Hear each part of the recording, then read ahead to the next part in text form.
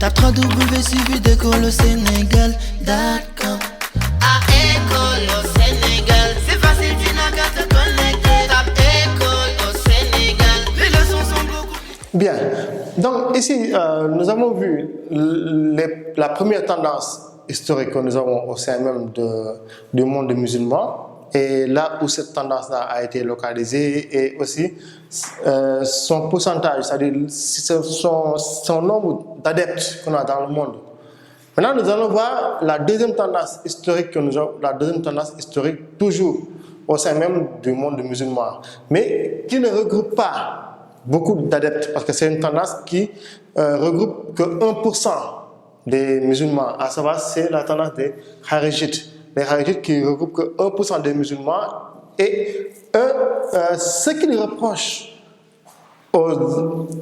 à Ali, c'est sa compromission avec Muawiyah, c'est-à-dire le calife qui était à ce moment-là à Bagdad. Donc, parce qu'Ali avait eu une certaine compromission avec lui, et c'est pour que le calife soit exclusivement descendant du prophète et que ça soit de façon héréditaire que le califat se donne. Donc, eux, c'est ce qu'ils reprochent à Ali. Voilà pourquoi on les considère comme des gens qui sont un peu des rebelles dans le monde musulman. Parce que tout simplement ne respectent pas les principes qui sont édictés dans la passation de pouvoir au niveau donc, là, du monde musulman. Car qu'est-ce qu'ils pensent? Eux, ils refusent toute idée d'hérédité du califat. Parce que pourquoi ils refusent cela? Parce qu'avant, comme je l'ai dit, le califat se transmettait de père en fils.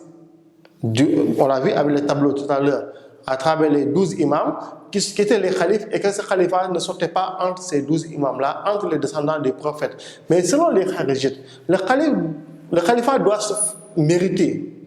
Ce n'est pas ordre de mérite que le califat doit être donné, et que ce soit un système électif.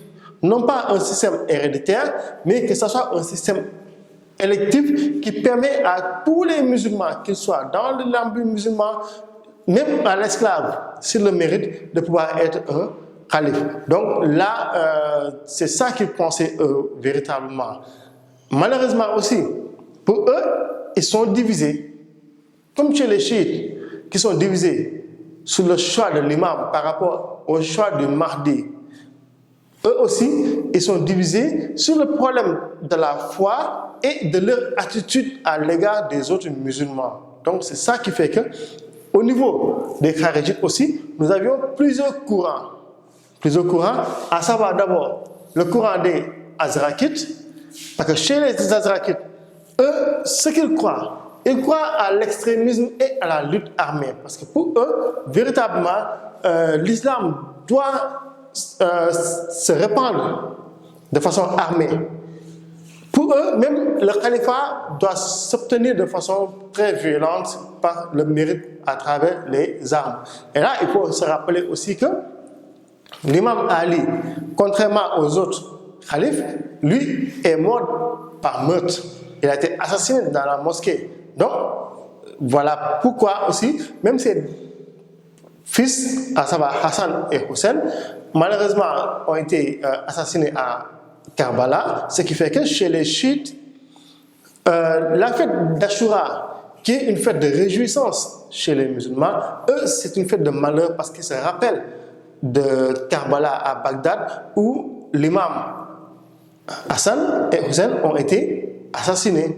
Voilà pourquoi chez les chiites, par exemple, lors de la fête d'Ashura, ils manifestent cela. Vous le voyez à travers les images à la télé, le fait qu'ils se châtient le corps de façon individuelle en se fouettant individuellement jusqu'au sang, certains même en se tapant des coupes sur la tête jusqu'au sang, parce que pour eux, c'est comme ça qu'ils matérialisent la fête d'Ashura, contrairement aux autres courants de pensée musulmane, qui pour eux c'est une fête car étant le 10e jour, autant pour moi, du nouvel an musulman. Mais c'est presque la même chose chez les Azrakites, donc qui sont partisans de l'extrémisme musulman, mais aussi qui sont partisans de la lutte armée. Toujours au niveau des Kharijites, le deuxième courant c'est les Najadat. Les Najadat qui, pour eux, la prise du pouvoir passe par les armes. Ce n'est pas de façon héréditaire, comme on l'a dit chez les chiites, mais pour eux, c'est celui qui a montré sa bravoure à travers les armes qui devait être le calife dans l'empire musulman. Donc, ils mettent toujours en avance l'aspect violent donc là, de la prise du pouvoir. Voilà même pourquoi ils ne constituent que 1% du monde musulman, si on sait que l'islam est une religion de paix, de tolérance et de non-violence. Autre courant au niveau des kharijites, c'est les soufrites. Les soufrites, eux, ils sont beaucoup plus dociles parce qu'ils condamnent le meurtre politique, ils condamnent la prise du pouvoir par le meurtre, comme les gens l'avaient fait pour prendre le pouvoir entre les mains de l'imam Ali. Donc les soufrites, donc, ils sont un peu plus, moins extrémistes que ces deux courants qu'on vient de parler tout à l'heure. Mais l'autre courant maintenant, qui est beaucoup plus docile envers les autres musulmans, c'est le courant des ibadites. Parce que les ibadites, eux, ils sont intransigeants sur le plan politique et moral. Ça, ils ne badinent pas avec ça. Mais le fait qu'ils soient intransigeants, ils sont beaucoup plus souples à l'égard des autres musulmans.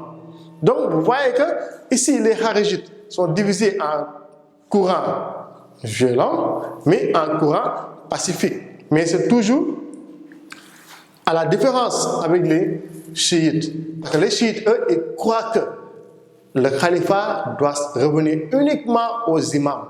Ça, c'est la doctrine chez les chiites. Alors que chez les kharijites, ils croient bel et bien, ils refusent toute thèse du fait que le califat doit être exclusivement destiné aux imams, mais ils refusent aussi la thèse selon laquelle le califat doit se transmettre de façon héréditaire. Parce que pour eux, le califat doit se mériter, mais c'est à travers les armes que le califat doit se mériter pour être transmis aux musulmans. Donc là, voilà la deuxième tendance historique qu'on a au niveau du monde musulman. Et nous allons voir la troisième tendance historique ici, qui est pratiquement la plus pratiquée dans le monde, à savoir les sunnites.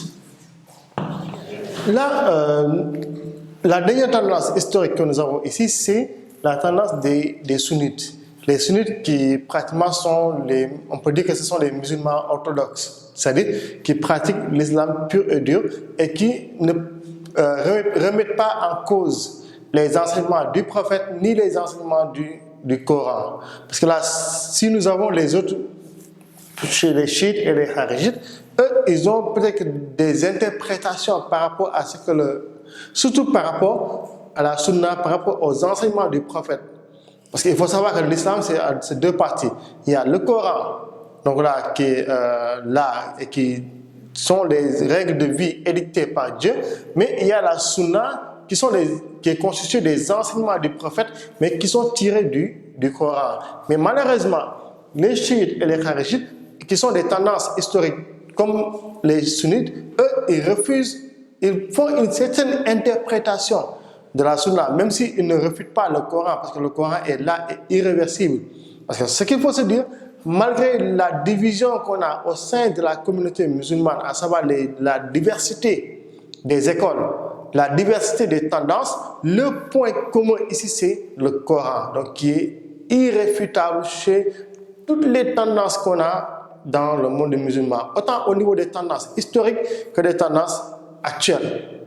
Mais c'est l'interprétation maintenant des règles édictées par le Coran, l'interprétation des règles données par le prophète qui crée cette diversité du monde musulman. Mais si nous prenons les sunnites, les sunnites, ils sont catégoriques dans leurs pratiques religieuses. Parce que voilà pourquoi on les appelle les musulmans orthodoxes. C'est le cas de partout dans le monde, même au Sénégal. Donc, parce que les sunnites constituent les 90% du monde musulman. Mais au niveau des sunnites aussi, il y a diverses interprétations.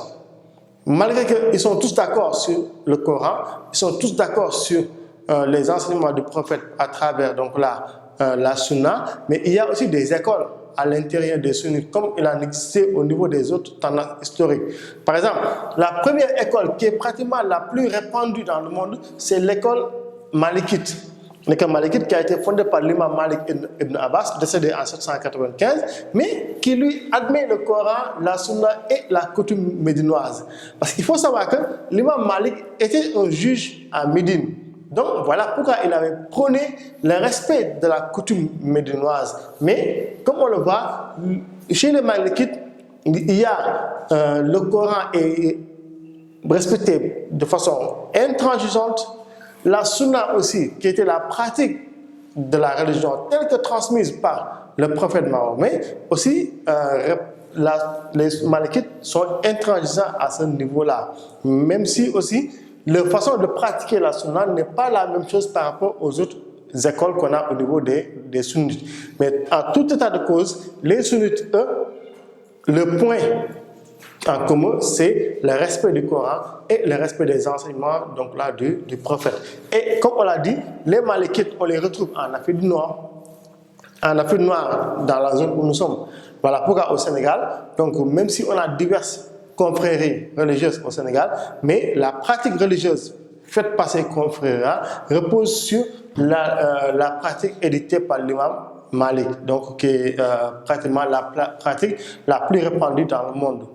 L'autre école qu'on a ici, c'est que nous avons les Hanifites. Les Hanifites qui proviennent de l'imam Abu Haïfa, qui admet l'analogie, mais surtout l'opinion personnelle. Parce que vous savez que dans l'islam, quand on parle de l'islam orthodoxe, il n'y a pas d'opinion personnelle par rapport à ce que le Coran a dit, par rapport à ce que le prophète a dit. Donc, on doit respecter à la lettre ce qui a été dit dans le Coran, ce qui a été dit dans le prophète, sans pour autant penser, sans pour autant amener une idée philosophique par rapport à une idée critique par rapport aux enseignements, surtout du prophète. Mais chez les Hanifites, eux, ils admettent l'opinion personnelle. Ils admettent que la personne elle-même, dans sa pratique religieuse aussi, des fois, se permet de donner son opinion sur ce qu'elle voit à travers cette pratique religieuse-là. Voilà pourquoi on les voit beaucoup plus en Turquie, en Chine, mais surtout en URSS.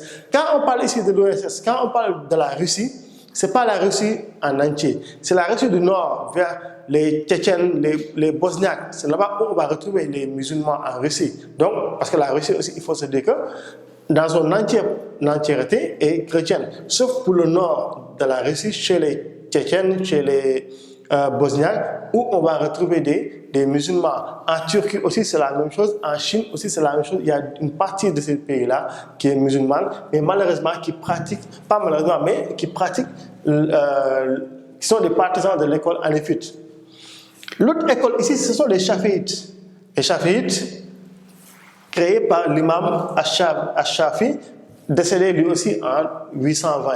Mais eux, ils limitent la sunna aux seules traditions attribuées du prophète. Parce que pour eux, ils refusent l'opinion personnelle. Donc pour eux, la sunna se résume à ce que le prophète faisait comme attribut. Parce que tout simplement, il faut savoir que tout ce qui provient de la sunna actuellement nous a été rapporté par les hadiths. Les hadiths qui sont racontés par soit les descendants du prophète ou bien les descendants des compagnons du prophète. Donc c'est eux qui rapportent ces hadiths-là. Voilà pourquoi aussi la sunna se prête à peut-être des interprétations par rapport à l'authenticité même de l'histoire qui a été racontée par rapport surtout à la sunna. Voilà pourquoi eux, ils limitent seulement la sunna aux seules traditions du prophète. On va les retrouver au Moyen-Orient, en Indonésie, en Inde, en Somalie et en Basse-Égypte. Quand on parle de Basse-Égypte ici, comprenez que c'est la région située au nord de l'Égypte, ce n'est pas la région située au sud de l'Égypte, parce que l'Égypte est divisée en 3 grandes parties. Nous avons la Basse-Égypte située au nord, la vallée du Nil, qui est une vallée fertile, mais nous avons la Haute-Égypte située au sud vers la Nubie et vers Aksum. Dernière école au niveau des sunnites, ce sont les Hannibalites. Les Hannibalites qui sont des partisans de l'imam Ahmad ibn Hanbal et qui, leur enseignement repose sur le Coran et la Sunna. Donc, et ils rejettent toute idée d'innovation. Donc, c'est-à-dire, eux, c'est l'islam pur et dur. L'islam pur et dur et le respect de la Sunna et de la loi islamique. Voilà pourquoi on les retrouve beaucoup plus en Arabie Saoudite, où les gens respectent beaucoup plus les préceptes de l'islam. Malgré que de nos jours, maintenant, on le verra avec les tendances actuelles, on voit qu'en Arabie Saoudite, l'islam commence à être réformé. Par exemple, si nous prenons la femme en Arabie Saoudite qui n'a pas le droit de vote, là-bas en Arabie Saoudite, maintenant, la femme a le droit de vote. La femme qui n'a pas le droit de conduire sa propre voiture, maintenant a le droit de conduire sa propre voiture. Donc il y a des réformes qui sont entreprises avec les tendances actuelles que nous allons voir dans la deuxième partie. Sénégal.